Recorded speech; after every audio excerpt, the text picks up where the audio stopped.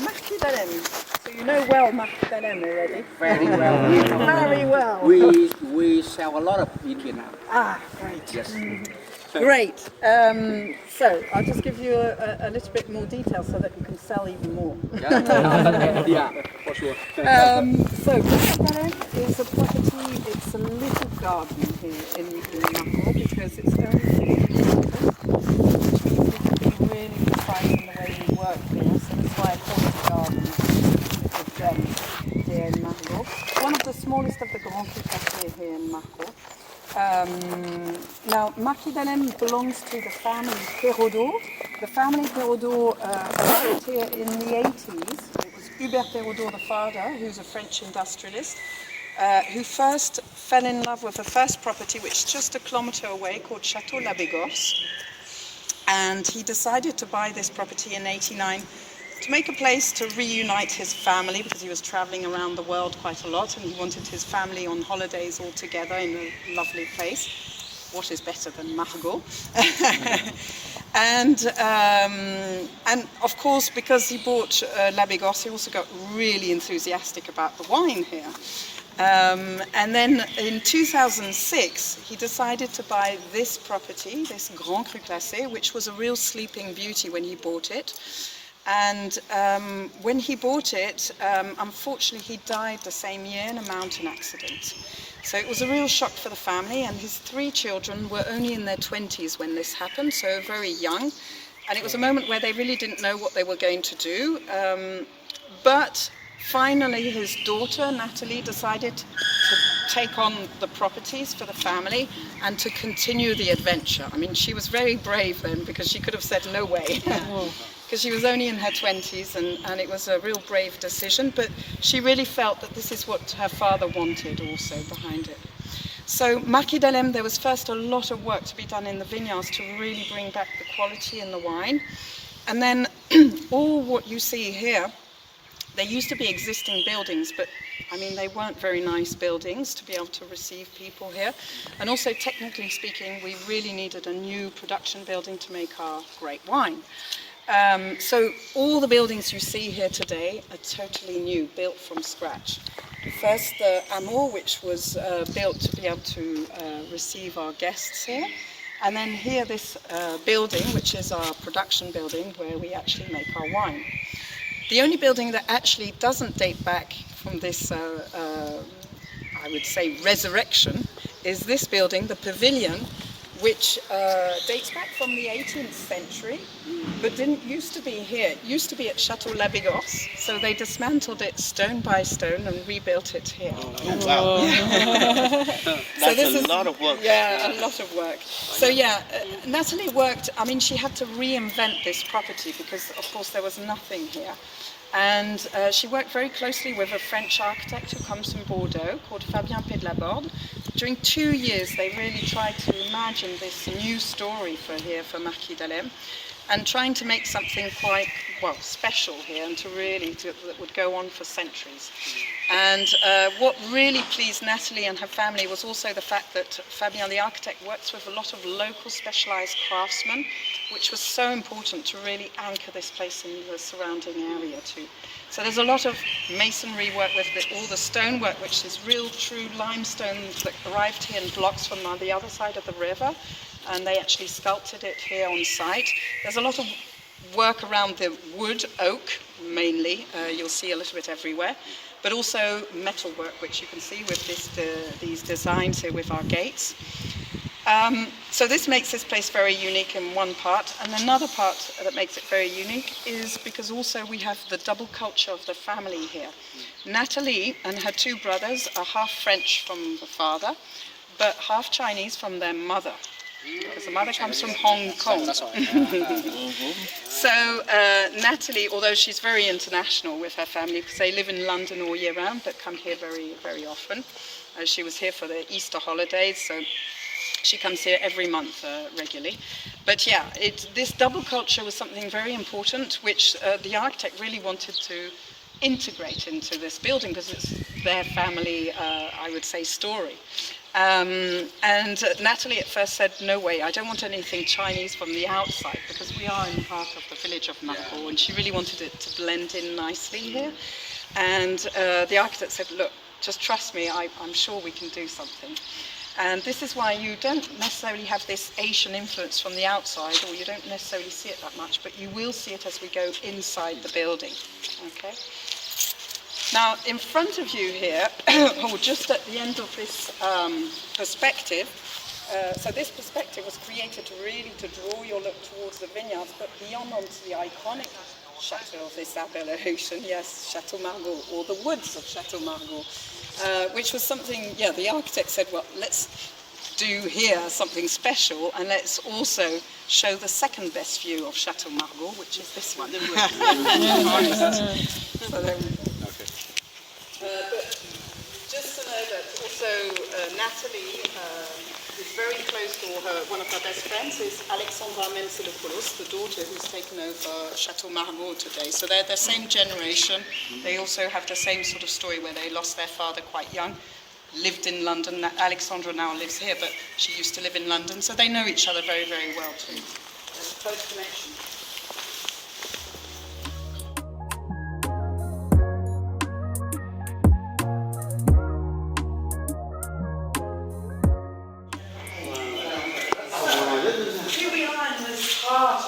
Now you can see this Asian influence I was talking about. This building is really that it has that double side of the building where you have a more classic architecture from the outside and a more modern and Asian influence here inside. But it's also to show that this building, first of all, is an agricultural building, a building to make our wine for sure. So this is why it has this modern also side to it. But it's also got its aesthetic. It's a beautiful building. So here, the heart of this building, this is what we call our harvest hall. So this is where we sort out our grapes. First, that's one of our elements that was so important to be able to really select the very best grapes, the caviar as we call it here, and that can go straight into our vats here. So we're on the same level of these vats to work by gravity. Another element very important for us in terms of quality in the wine. Was this system of really working as much as possible in the most delicate way, so working by gravity is one of them. I'll just talk to you about these Chinese elements all around you. First, these ceilings, which you'll find everywhere in the building, where you have these perfect squares with 9 squares by 9. This is a wink to the Forbidden City in Beijing, where you find these perfect squares, and the 9 is the symbol of the empire, so this is why we have them. But also, as I'm speaking at the moment, there's no echo, as you can probably see, which is very different to when I'll be talking in the vat house or in the cellar. This is because, of course, we have, for the aesthetic, we have this woven wicker ceiling, but behind we have a system to block the noise. So just for the comfort of the harvesters. So this is why I was saying it's technical and aesthetic always. Each detail is being thought through quite carefully. And then we have these concrete bas-reliefs, which is everywhere in the building. Here we have the element water behind us. Inside we'll have the element earth with the mountains, and upstairs the element air with clouds, which we find a lot in the Tao philosophy in China, or around Asia, I would say.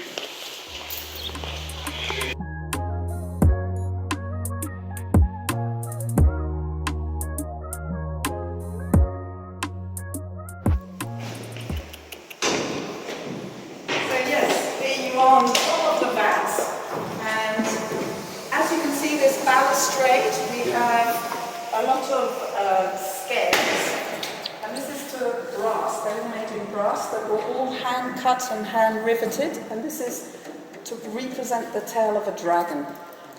The dragon, the very important symbol in Asia, so it's a symbol of protection here to protect our wine. So here, as you can see, we have on one side our oak vats, and this side our stainless steel vats, but we also have 2 concrete vats a bit further along. Now here we work really plot by plot. When we're harvesting, we're really going to take one plot together. That's why our vats are quite small, so that we can do this parcella selection, but also for your meet her in a minute, but Marjolaine, our general manager, she really wants to be able to use what's best in our wines. That's because she has the full materials. And it's just like a chef in the kitchen. You know, we have different tools, different techniques. Well, it's the same thing here. Marjolaine and her team play around with the best possible choices each year. And then the other thing that we'll talk about it probably during the wine tasting, but especially this year, also with this 2022, we've been extremely careful to be very careful about the extraction. So trying to be very delicate, no extractions, more infusion, so that we really keep the freshness of the food. That was a big thing to be very careful about this year. Làm cái kiểu vẩy con rồng. And at the moment here, so these stainless vats here, as you can see, are filled up at the moment. We've just filled up the vats, blended 2021, ready to be bottled very soon, or very soon. It will be bottled actually in the beginning of September. There we go. So we finished the aging.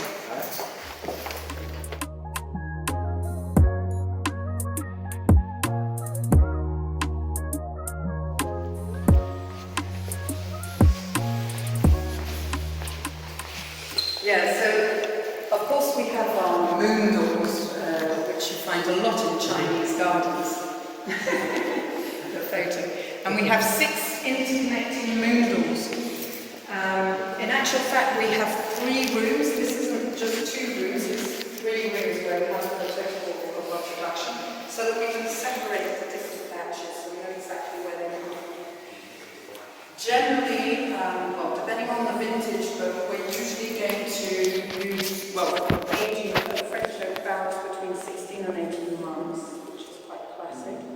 And around 60% of the new French oak barrels, and the rest will be 1 year barrel. So this is 2022 at the moment. So these 3 cellars are all of our production for 2022. And upstairs we have another cellar, which is for it was 2021, so usually it's our odd year vintage cellar, and we'll be welcoming very soon 2023. So it's empty at the moment. But come on, let's go and see. It's a little bit different upstairs in terms of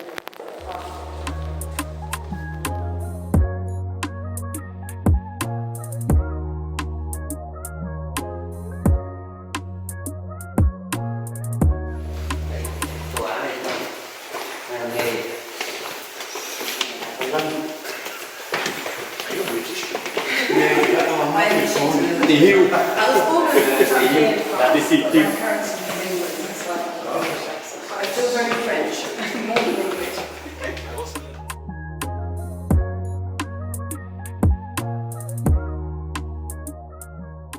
This is the middle room, so we have another room back side.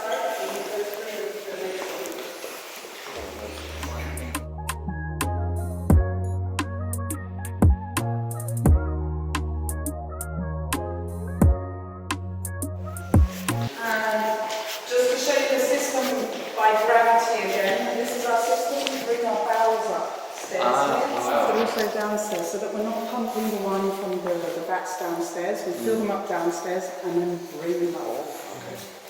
Very gentle. Yeah. Đi đấy. Chơi là cậu hơn.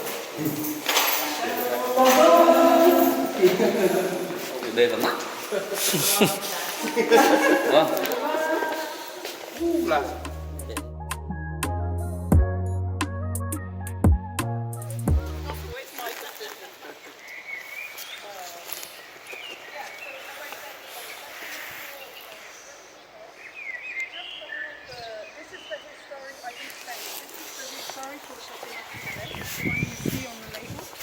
today, it doesn't belong to the family Perraudot. It still belongs to the previous owners here.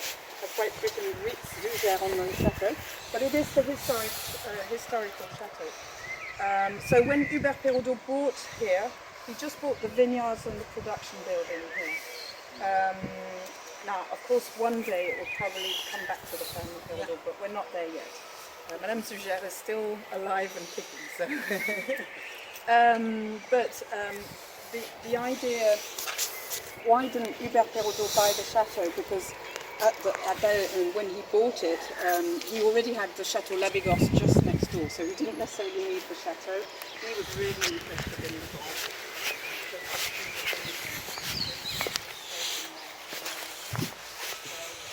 So yes, Chateau Ferrières is just behind here. Yeah, and actually the production building is just behind the chateau here, so it's really very close by. Chateau Lascombe behind where you've come from. Chateau Malesco Saint-Exupéry is here, Durfort-Vivens and Palmer, just the situation. So some beautiful neighbours. Neighbourhood is quite nice.